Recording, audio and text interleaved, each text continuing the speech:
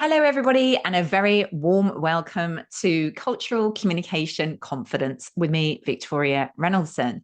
And I'm really excited to be welcoming to the show Mary Gregory, who I've known for many years and is a fascinating person who's going to talk today to us about women in leadership, about ego in leadership. There are many topics that I want to dive into. But first of all, welcome, Mary. Hello, Victoria, and thank you so much for having me. I'm really excited for this conversation. So, actually, I think it'd be really helpful just to, first of all, could you just introduce yourself and tell the listeners a little bit about what you do in your work? Yes, okay. So, in a nutshell, I'm a leadership coach, of which there are many leadership coaches in the world. I'm also an author and a facilitator, and have been working in the area of change and development for many, many years. So, I'm a bit of an old stooge, if you like. Latterly, I'd say over the last 15, 20 years, I've also developed a really strong interest in women in leadership. And so my practice is very much around supporting leaders, usually who are navigating quite complex change or wanting to make a big change themselves personally. So helping them navigate that with clarity and with confidence, and also how to engage and take others with them on that journey as well. And for the women that I help, I focus very much on the headwinds that women face in the workplace and in their lives, and help them navigate around those headwinds and keep building their confidence and presence out there to be leaders. Fantastic. Well, I know I've been listening to your own podcast, the She Leads Collective. I think that's what it's called, Yes, it is. and also have your book here, the Ego book. And I suppose this is where I'd like to start, which I think is Okay. really interesting question. So, what do you mean? What is your view on what is ego? What do you Right. mean by this for So this? the reason I wrote about ego is absolutely everywhere. So we cannot avoid it as human beings. I mean, the basic line of it is it's a psychological construct. It's a way of us making sense of what is this part of our human beingness that affects us in so many different ways. But it is absolutely everywhere. And that's the paradox of it, is on the one hand, we need it, it helps us, but on the other hand, it can absolutely get in our way. And so when I refer to ego, it is that part of ourselves that is absolutely fine-tuned to keep us safe. And it's our defense mechanism, it's a whole defense system that we have. And we've learnt it very early on as children. So it's based on decisions that we've made, based on our decision on our experiences, usually when we're very, very young. And we might not be conscious of those decisions, but as we grow up and as we become leaders or adults in the world, those things that worked for us when we were younger don't necessarily work for us now. And it's about understanding those parts of ourselves. I would never say get rid of them, because I always think that's part of who you are. It's part of what makes you the amazing human being you are. But we need to learn to manage those sides of ourselves so they don't stop us fulfilling our potential. Because my whole view is that the only person that holds us back from fulfilling our potential is ultimately ourselves and how we respond and react to things. So, in a nutshell, I'm using nutshell frequently already, but to sum it really up, it's our psychological defense system against social anxiety. Wow, there's a lot in there I want to ask you about. And I think that was a really fantastic understanding and insight. I heard things around our backgrounds, our experiences, how they shape us. And I'm quite curious about this. But I just want to start with this idea of how it gets in the way. What do you see day to day? What are some of the real examples that you see when people's egos are perhaps creating challenges for them? Okay, so we are in ego probably 80% of the time because we're on automatic pilot probably 80% of the time. Even those leaders and those amongst us who work on our consciousness and being aware, we're still going to be in reaction or automatic pilot a lot of the time. Um, and so ego is guiding us and our reactions. So sometimes that will be helpful. So for example, I talk about ego traps in my book, and one of the ego traps I talk about is people pleasing. And one of my traps is people pleasing. And the challenge of that is, it on the one hand, it helps me because it means I'm able to engage with people, I'm able to make people feel good and make sure their needs are catered for. But the downside of it is that I don't necessarily stand up for my needs as well as I could do, or I don't have very good boundaries because I'm always looking after everybody else rather than thinking about what do I need. And that can then have effects on me in terms of exhaustion, burning out, not putting forward my viewpoint as well as I might do. All of those different elements can affect how I show up and can affect my well-being as well as my leadership and how I respond to people.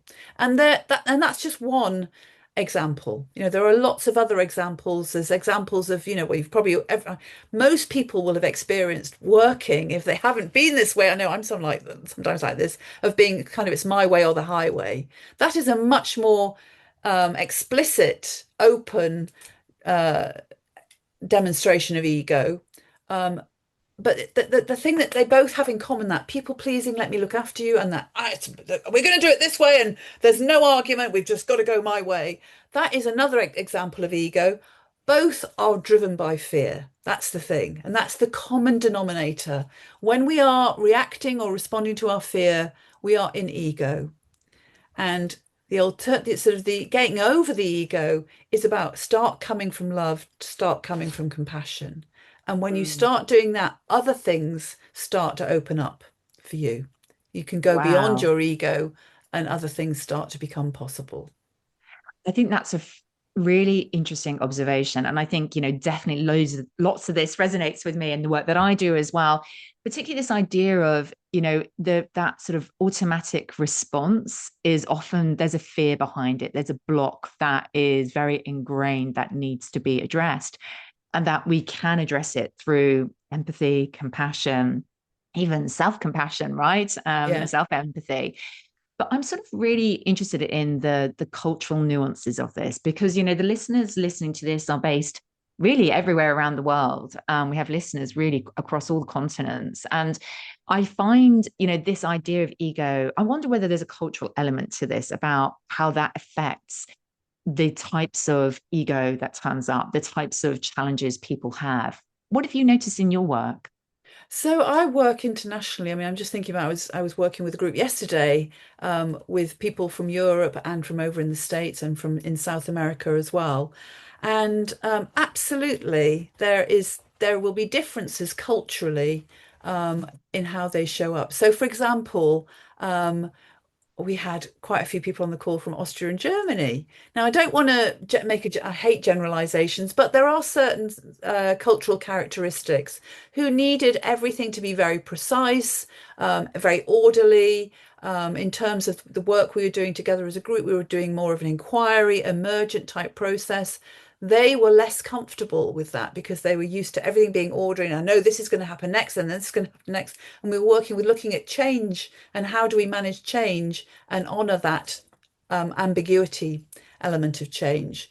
So there was that element, and you could say that is an ego characteristic of that particular culture. Similarly, there was someone from another part of the world, I think it was the South Americans, who are very direct, just really direct about things. And then you think about the British, one of the cultural characteristics of being British is that we're very polite and we sort of go around the houses. So being faced with this much more direct approach, I actually personally find it quite refreshing.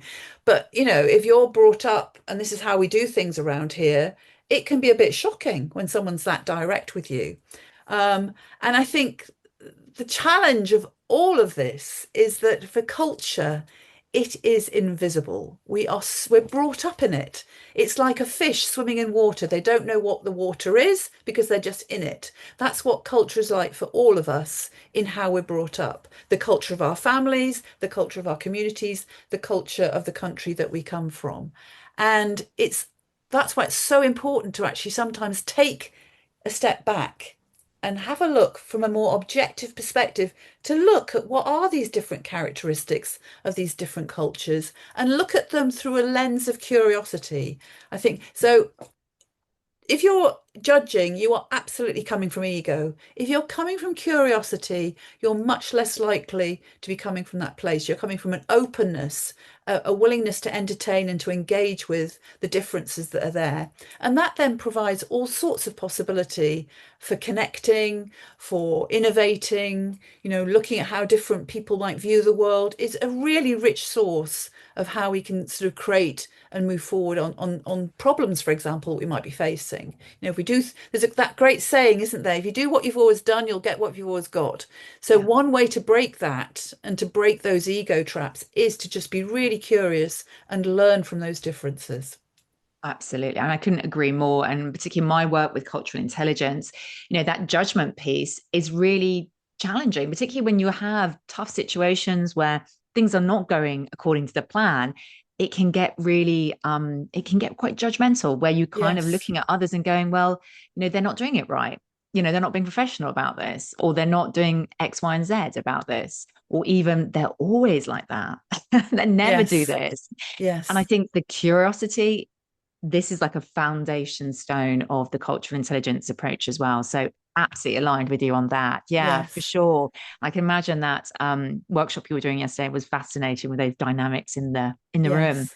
Yes. And I think moving on from the cultural angles of ego, I am interested in where does this show up for women particularly? Because I know this is the work that you're particularly, focused on as well, helping women in leadership. Yes. So what's the gender nuance of ego here? Oh, there is definitely a gender nuance. And I don't know whether there's any research to back this up, but I know I've worked with thousands of leaders over the years. And so there's certain things I can pull on in terms of my observation and how they tend to respond. So in my book, I talk about different types of ego. I talk about the overinflated ego, which is the one that we hear much more about in the press. And, like I can think of certain politicians, I won't mention any names, but certain politicians who really are really fantastic case studies in what an overinflated ego might look like, very much about themselves, take up a lot of space and energy in the room, big, loud, noisy. That is a classic sort of overinflated ego. And I talk about different traps in relation to that in my book. But then what the nuance of this is that we often neglect or think that we don't have an ego because we're not this big noisy person who's saying, it's my way or the highway or whatever. Um, we are quiet. We hold ourselves back. That little voice that's saying, don't speak now. You might upset somebody if you say that. That is all part of our ego. And it's what in my book I call that our underinflated ego, but it's still ego. So I think we've got to recognize that we all have these different parts of ourselves. And so what I've noticed is that much more so, and of course there are going to be women who, and I can think about situations where my ego might get overinflated. But, on the whole, generally speaking, from working with different genders, what I've noticed is women tend to be much more focused on the underinflated. So they are, women are very good at building relationships. It's how we've been socialized, it's how we've been brought up. I talked about people pleasing. That's very linked to how I was brought up as a child to keep other people happy. Many women are brought up in that way, and it's how we're socialized. So the underinflated is where we hold ourselves back.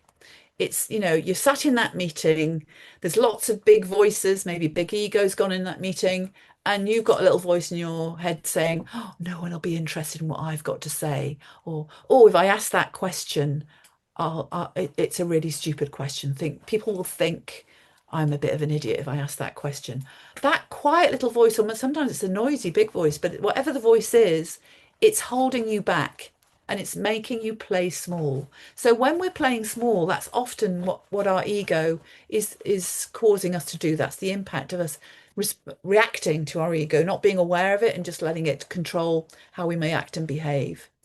So there is something there about once we start to appreciate that may be the trap that we're getting falling into, what can I do about that? How can I get myself to start going beyond that? And it does take courage and it does take taking risks. And so there is something about, when I work with my clients, I'm always encouraging them to step out of their comfort zone. And for some, a tiny little step will be enough. For others, they want to take a bigger step, but it's always very personal to who you are as to the step that you take. So one thing I might, so if you're somebody who's, I'm using not speaking up in a meeting as an example here, if you're somebody that's holding yourself back, I might support you to actually just ask a question. Just ask any question, because that will get your voice into the room. And for a lot of women, they're not being heard. They get talked over, their ideas get stolen by other people. It's all classic stuff that we know that goes on. But just getting your voice in the room is a first step. And once you start doing that, people will be more aware of your presence, and then you can start doing other things that will help you to contribute your opinions and your ideas more constructively. Or if you put an idea forward and somebody steals it and nobody notices that you put it forward, just use humour. Oh, I'm so pleased you like my idea. Thank you. Making sure you acknowledge that's what's happened in whatever way you can. I But love that. that is, It- yeah. Go on, Mary. Sorry, I would No, no, interrupt you. Go on. you go on. I No, want I to was know. just going to say, I just love that idea of like, in a humorous way, recognizing what happened, that Yes. was your idea. And that's a really practical way, right? Not in an aggressive way, not in a sort of a way that might sound a bit petty Yes. or even a little bit, hold a minute, but actually in a very assertive way. So I love that practical tip. Yes. And, what's playing in my mind here, and it's really interesting. It's a question I get asked a lot, and I talk about in my own work. But people ask me, will I not be seen as too aggressive if I become, really confident? Won't I be seen as, authority? So authority is a fascinating word as well, because sometimes people see that as positive, to be the authority in the room. Some people see that as a negative word, as being dominant, to mean a negative connotation. What would you say to that type of question? Like people who are worried about overdoing it, over Yeah. aggressiveness. Right. So and I think that is a real thing, because certainly for women, uh, if a man is assertive, they're seen as a leader. If a woman is assertive, they're seen as aggressive, they're seen as bossy. And that is, again, that has been researched, that is documented, that is what goes on, that is the power of bias. Mm. So it's harder for women to stand up and be assertive. But my take on it is do it in the way that works for you. There are times you will need to dial it up and times you'll need to dial it down. And we've got to be less attached to what people think of us, because at the end of the day, that is also part of ego. Ego is all about driving us to keep looking good, or to not look foolish. Those are the two elements of what it's protecting us about. So there's something about having the faith and belief in yourself that actually, if you put forward your point of view and you put it forward strongly, so you've done that. You cannot be responsible for how other people will respond to you. You can be responsible for how you communicate, and if you're not getting necessarily the response that you want, you can dial up or dial down your communication in order to be effective. But people will still have their own responses, and some people will love how you're being. Other people might find it annoying, because we can't have everyone love us all the time. We can't be 100% influential. I mean, this might sound like I'm spouting forth limiting beliefs here, but there is something about, let's gauge reality here. There'll be some situations that you do brilliantly in, where your message lands excellently, and there'll be other times when it doesn't land as well. I'm just thinking about a networking event I went to yesterday, and as I was saying before, I'm jet lagged at the moment, Yes. and I was exhausted. Now, normally I love going to a networking event, connecting with people, particularly there's people there that I know already, and having good catches up and all that sort of stuff. I was off colour. I was really not very present in that room and found it really hard work. So that day wasn't so great. There'll be other days where it will be fantastic. So there's something about not beating yourself up when you don't get it right, and be less worried about what the other people think of you. Yeah, that's so important. I mean, those 2 points really land with me here because I think people do worry, don't they? They do Mm. worry. And actually, part of stepping into leadership is that you are more exposed, you are more in front of people, more visible. People are perhaps more judgmental potentially. Yes. But that is a choice. You get to choose whether you respond to that and receive that, or whether you keep doing your thing, you keep showing up. And you talked about, I know you've talked about in your work in the book around authentic confidence. Now, again, I find that very interesting because the people I meet sometimes consider confidence is one way. There is one way it looks and sounds and is experienced. So I'm just interested, like, what does authentic confidence look like to you? Well, for me, it's about that connection with you as a human being. And I think the thing about confidence, and I do a lot of work with confidence, there are lots of myths around confidence. You know, people look at other people and think, oh, they're so confident. You know, particularly they're in a senior leadership role or they're running a really successful business. They are so confident. And yet I know for a fact that those people that they're talking about will have struggled with their confidence because confidence absolutely ebbs and flows. And if you haven't struggled with your confidence, I would question how in touch you are as a human being. You know, in touch with your emotions, in touch with yourself, socially, psychologically, you know, that whole sensitivity piece, understanding and appreciating, oh my God, I'm about to take something on that is really scary and my confidence is draining from me. That is really useful information because then you can go and find whatever you need to get your confidence back up again, be it talking it through, be it reading, being do more preparation, whatever it is, it's a really good guidance for you. So for me, going back to your question about what really is authentic confidence, it's being connected with your humanness, being connected with your values, performing and acting in alignment with your values as well. And actually, I'm thinking about one of my guests, Ronki Kuku, who was on my podcast, who is the joy queen, the queen of joy she is. She talks about giving yourself permission. So give yourself permission to go and be brilliant. Give yourself permission to be human. You know, all of that is really helpful in recognizing that you're not a machine, you're a human being, and put I think yourself that's out there. brilliant. I think I love that. And I'm, definitely will put a link in the show notes to that episode as well. But, I think this is like so fascinating because I do also meet leaders who struggle with that as well, to be human. They Yeah. feel like they have to be the one that looks like they are in charge, they're in control, they have the answers. And clearly there is much conversation around vulnerability in leadership. But I do know for some individuals, that's quite challenging to Mm, show that side that they may not know things, or there may be things going on beyond the world of work that is challenging them right now and mm, that may be impacting them. You talked about, you went to a networking and you were jet lagged and you knew that and you weren't at your best, but you still went and did the thing. And maybe you did even share that with others in the room.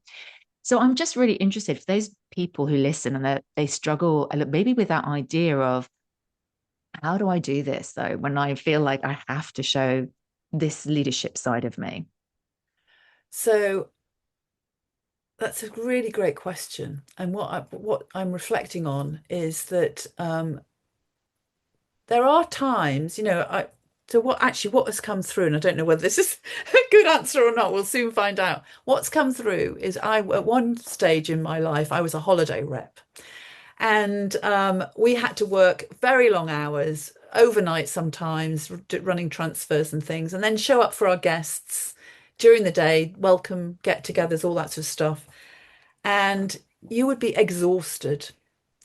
And there was this whole thing about we put, you had what you called your rep face that you put on your lipstick and your mascara. That was it. You didn't have to wear any other makeup as long as you had that on, and your uniform, and you felt like, all right, I'm in rep mode now, and it kept you going.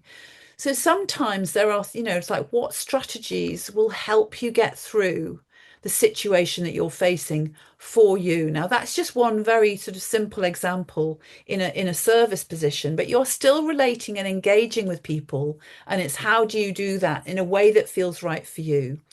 And so it's thinking about, if you're more of an introvert and you're having to be in a meeting and having to socialize and finding that right, what's going to work for you there, it is thinking about what are the strategies that will help you be comfortable and able to speak up in that meeting. So maybe making sure you've prepared what you want to say, you've taken notes in with you if you want to, you've got allies in the room that you know you can call on or that you can connect with and build rapport with, which might help you build rapport with the rest of the group as well. It's thinking about strategies that will work for you as a leader, that will help you be authentic with who you are, but still help you show up in those spaces you need to be showing up in. I think it's a challenging question, and it's an ongoing one as well, you know. Well, thank you. I mean, thank you for allowing me to ask that question, because it really struck me. And I think your idea of being intentional, having the strategies, knowing, how you personally will manage that mode, whether if it is literally to manage it through, you manage your Yes. emotions, manage yourself through it, or whether you are also open. I suppose that's the other question, how comfortable, how safe do you feel to be open with, what you're experiencing? In some situations, I suppose that's appropriate. In others, potentially not. Yes. So I mean, yeah. I do want to flag, I am an oversharer. So I would Mm. tend to over talk about all, and I remember once joining an organization when I was employed, and I overshared, and it became really apparent that this wasn't really the thing you did around Uh, here. So there is mm, something about noticing how appropriate is the context, and I've had to learn to be mindful of, is this a situation that I should share more in, mm, or is this a situation? Um, so it's being socially intelligent as well as emotionally intelligent around how does me being vulnerable here sit here? mm. I think Yeah. that's really important. It's always about the context, isn't it? What Yes. is the context it's in? And bringing it back to leadership as well, Yeah. there's a balance to be had there around, gosh, we've got a really difficult problem here. I don't know the answer. So as a leader, I could go into, if I was oversharing, I could go, oh my God, I have no clue what we're going to do here, which wouldn't necessarily incite confidence in the team. Or I could say, do you know what? I'm struggling with what we need to be doing here. I need to go away and have some thinking time around this. Or maybe as a team, we need to just workshop this in further depth because we haven't got Mm. it sussed yet. That's a very different quality to the first one that I just shared. Yes. Absolutely. I remember once sort of listening to a podcast where they talked about the sharing, but then the action. Yes, absolutely, you can share what's going on for you, really, but then you have to be really clear about what's the next step. What's the action you're Yes. going to do with that to find the answer, whether Yes. that's individually or collectively. And I Yeah. found that very powerful. Yeah. Now, we are recording this at a time, and this episode will be going out sort of early 2026. I'm really interested because it is a time of year where people are in a mode of looking forward. And so, what do you see is coming up in 2026 from the kinds of conversations you've had this year with leaders, with organizations, with teams? What do you think is going to be challenging leaders? What's going to be exciting opportunities? Have you got some thoughts on this? Well, I think so. I've actually my finale of my podcast. So give me another opportunity to plug a podcast episode here, Victoria. Thank you. But the finale of my podcast actually names 5 leadership lessons, and I can't reel them all off for you right now because they're not embedded in my memory. But it talks about 5 leadership lessons that we can take from all the guests that I've interviewed and think about how that's shaping leadership in 2026. What comes through loud and clear for me is the importance of what I would call a more feminine approach to leadership. And I don't mean as in female, because it's not about gender, it's not about men and women, it's about feminine energy. And I know plenty of men who have feminine energy. So the ability to collaborate, be compassionate, to listen really well, to empathize, all of those are really key qualities. And I suppose could be summed up with leading with greater humanity. You know, businesses, the world is made up of human beings. And if we don't treat people as human beings, then we are in real trouble because, so often what can happen particularly in a large corporation, it can become very mechanical. But Yeah. we're talking about people here. And we're also, the other thing I think links to this is the connection with the bigger system, because the challenges that we have with gender diversity, for example, is about the system being broken. So how can we all work together, men, women, whatever our gender identity, pull together to look at how we can shift that system and create something that's different that would work for everybody. I think that is definitely an ongoing trend, and we're certainly fighting. I don't like fighting has come out. Maybe I feel like I'm in a fight mode at the moment. I don't like the word fight because it feels like we're going into battle, but maybe there is something around we are facing some real challenges to that whole agenda around pulling together and working with difference. Um, with some of the rhetoric that's being bandied around from certain parts of the world, I'm thinking of the US, I guess, at the moment, that is challenging. And I hope that, we stay grounded in what really works is us pulling together and accepting our differences and working with our differences. And that what really helps us evolve. So that is a definite trend. I've kind of gone off on a bit of a tangent then. Yeah, I think That's powerful more, though, yeah, right? I mean, that's really, really yeah, powerful. And I think, there's a lot in there, a lot of richness. And I think the key thing that sticks in my mind is, or you're saying the word humanity. Like yeah. we need to pull together, the collective needs to come together if we're going to find the solutions, the ideas Yes, as leaders, whatever challenges we're facing in our industry, in our absolutely. organization, in our team. And I Yes. think that ultimately is what it's about. And I completely, concur with that as We've well. got to get away from this dualistic thinking of men, Yes. women, right, wrong, good, bad. We're all responsible for how the world is. We've got to come together and connect. I think connection is the most important thing. Connect with the planet, connect with nature. Because if we keep abusing nature, the planet is going to get, just run out, basically. Yeah. It's like Yeah. burnout, literally. Mm. So we have to, the connection piece, I think, is really, really important. Well, I'm glad you have said that. That is one of the pillars in my own book, connection. And I absolutely think that's a brilliant end to this episode. Mary, I have loved this conversation and I'm really kind of curious what's next for you. What's coming up? What are you working on? I know you've got the book, you've got your podcast, but also Yes. what else is happening for you next? And how can people find out more about your work? Okay, well, they can buy my book, which is on Amazon, so that's available. They can visit my website, which is marygregory.com. I'm about to give that an overhaul, having had some feedback this year. So, in line with where I'm going next year, I think.